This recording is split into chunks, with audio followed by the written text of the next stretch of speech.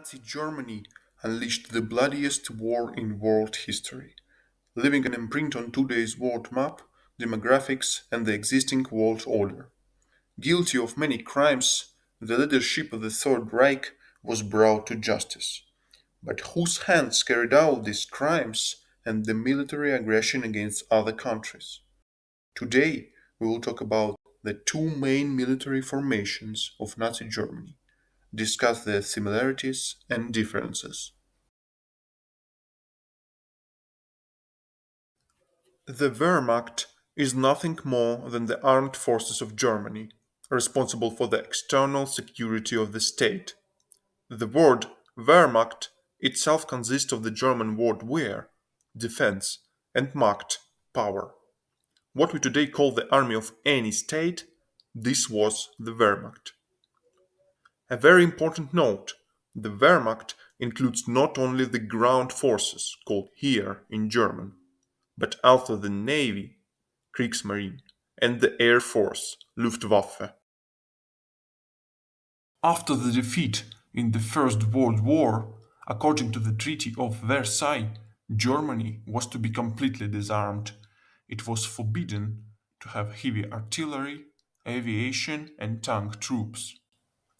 The land army was not supposed to exceed 100,000 people. It could only be formed on a voluntary basis. The General Staff and the Academy of the General Staff were disbanded. The size of the fleet could not exceed 15,000 people. The fleet was allowed to be used only for border guard purposes. Of course, this state of affairs was not acceptable for Hitler's plans and his rearmament policy. And on March 16, 1935, the law on the construction of the Wehrmacht was adopted, and military service was returned.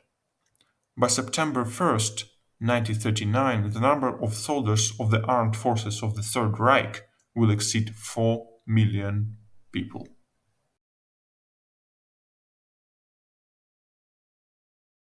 On Hitler's path to power, he needed people, supporters, including those who wielded weapons. The first such henchmen were the SA assault squads, organized by Captain Ernst Röhm, who saw in cooperation with Hitler the opportunity to gain power. But it will soon become clear to the future Führer that the SA is more subordinate to its own leadership than to the party. Stormtroopers wanted more political independence. Hitler needed really loyal people, so the shock troop Adolf Hitler was created, designed to protect Hitler personally and carry out his instructions.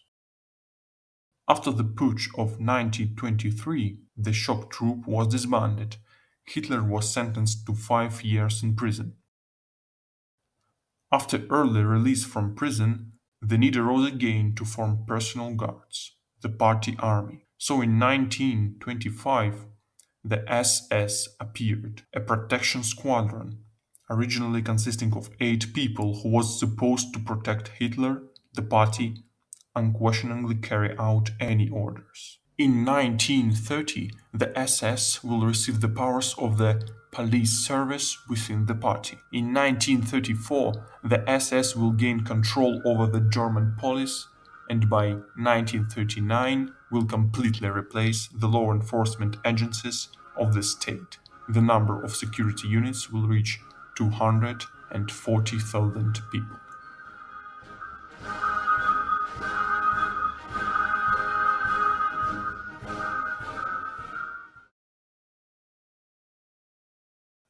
The tasks of the Wehrmacht, like any state army, were to ensure the security of the state from external threats, repel aggression against Germany, and carry out military operations.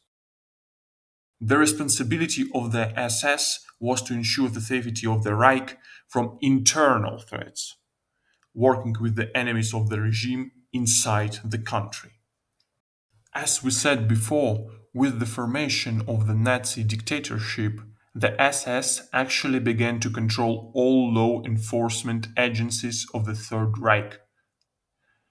The functions of the SS included, for example, racial cleansing, ensuring the security of the regime from Jewish lawlessness and other enemies of the state, control of concentration camps. However, with the outbreak of World War II, the SS, which gained influence not without the efforts of their boss Heinrich Himmler, began to play an important role in Germany's foreign policy. As mentioned earlier, the Wehrmacht had three divisions: the ground forces, the navy, and the air force. In 1938, the Wehrmacht High Command was created, headed by Wilhelm Keitel. Each unit, in turn, has its own commander in chief: the Luftwaffe, Hermann Göring; the Kriegsmarine, Admiral Raeder; the ground forces, after the removal of Brauchitsch, Adolf Hitler. The High Command, of course, was subordinate to Adolf Hitler. With the return of military service, young people who have reached the age of 18 were required to join the army, exempted from conscription, unfit for health reasons, criminals, Roman Catholics who took holy orders, and Jews. But in wartime, Jews are required to undergo other types of service. It should be noted that high positions in the armed forces of Germany were occupied by officers and generals who went through the First World War. Their knowledge of military affairs and experience have become one of the key aspects of the successful advance of German troops in Europe. The ambitious head of the SS, Heinrich Himmler, didn't sit idly by, and by the beginning of World War II, his organization had enormous power. In addition to the usual territorial formation of the SS, there were many other special units under the control. The most famous of them are Security Service of the Reichsführer SS, Main Directorate of Imperial Security, SS Division Totenkopf, responsible for the control of concentration camps, Gestapo, ordered police in Nazi Germany, Einsatzgruppen.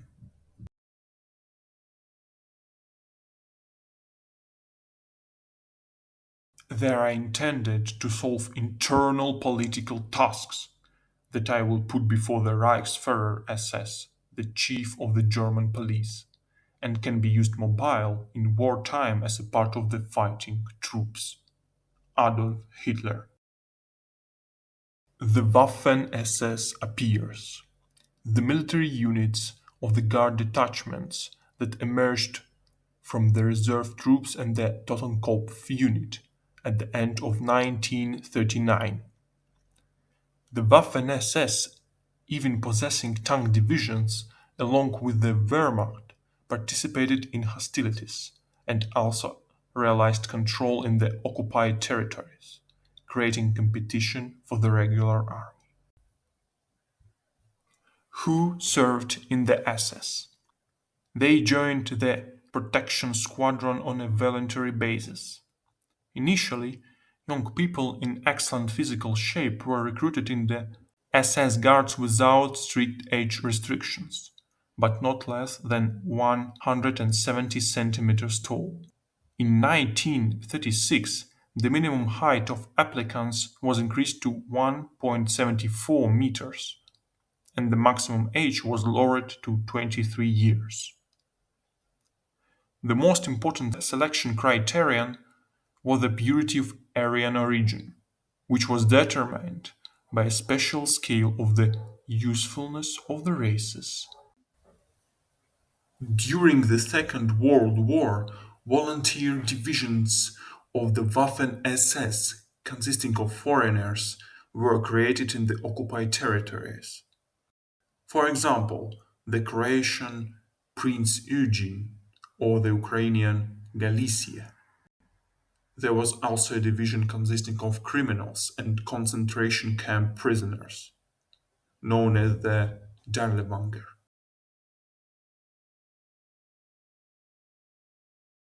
As can already be argued, the security detachments nurtured by Hitler and Himmler have turned into a fighting force capable of influencing both domestic and foreign policy. This, of course, was dissatisfied with the leadership of the Wehrmacht. Wehrmacht didn't like the unregulated, chaotic conduct of the war by the SS units. In the occupied territories, the cruel treatment of the civilian population, according to the army leadership, had a negative effect on the morale of the soldiers. The generals considered the SS troops unsuitable for war, arguing that the SS command didn't have enough military experience to make a serious fighting force out of young guys. Field Marshal Albert Kesselring called the creation of the SS troops the game of a self-willed child, and General Siegfried Westphal accused these troops of taking away reserves, better weapons, and equipment from the Wehrmacht.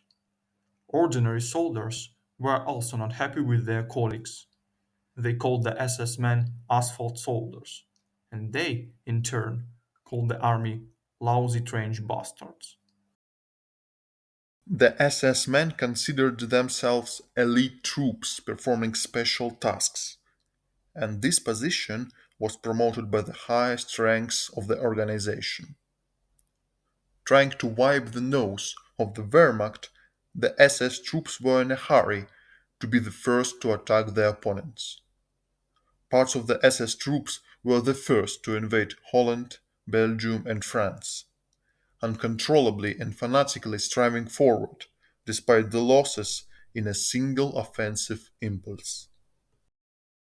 It should be noted that among the highest ranks of the Wehrmacht, there was no such fanaticism of Nazi ideology as in the ranks of the SS. The generals of the Wehrmacht fought primarily to wash away the shame of the First World War from Germany and its military forces, in order to return the Reich to its former greatness. So, they did not share much of Nazi and racial ideology of the SS and Hitler. This is proved, for example, by the formation of the failed conspiracy against Hitler in 1938, in which such names as Ludwig Beck, General Wilhelm Adam, Colonel General Brauchitsch, Colonel General Halder, Lieutenant General Witzleben, and Admiral Canaris participated. However, despite all of the above, the opinion that the SS and the Wehrmacht were sworn enemies and did not fight compromises is absolutely wrong. Conflicts and open hostility were of a local and intermittent nature. And the difficult campaign in the Soviet Union left almost no opportunity for the Germans to conflict with each other. Their lives were at stake. The relationship of these two formations, to the very end of their existence, can be called quite satisfactory.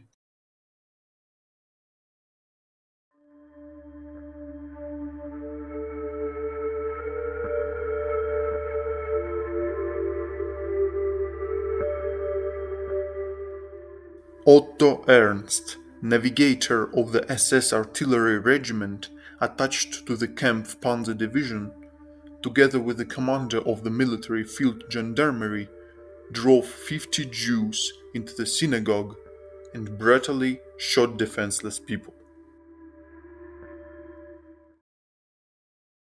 This case of the execution of civilians is far from the only one. The SS troops, known for their cruelty, are guilty of many crimes against humanity, such as the destruction of civilians, the killing of prisoners of war, participation in the Holocaust.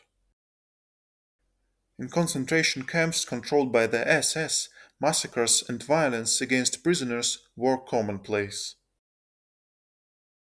Special attention deserves such a formation as the Einsatzgruppen, controlled by the RSHA and the SS respectively.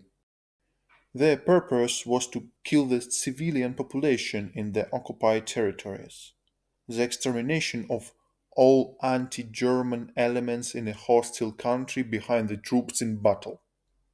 It was the Einsatzgruppen that played the leading role in the Holocaust and the implementation of the plan of genocide and ethnic cleansing, General Plan OST. The head of the SS, Heinrich Himmler, unlike Heydrich, denied the Bolshevik methods of the physical destruction of entire peoples, considering them unsuitable for the Germans.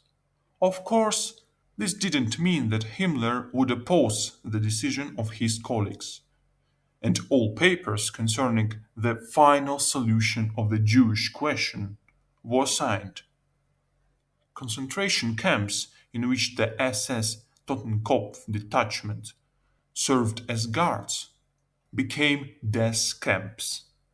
In one of these camps, Auschwitz, 1.1 million people were killed, of which 1 million were Jews.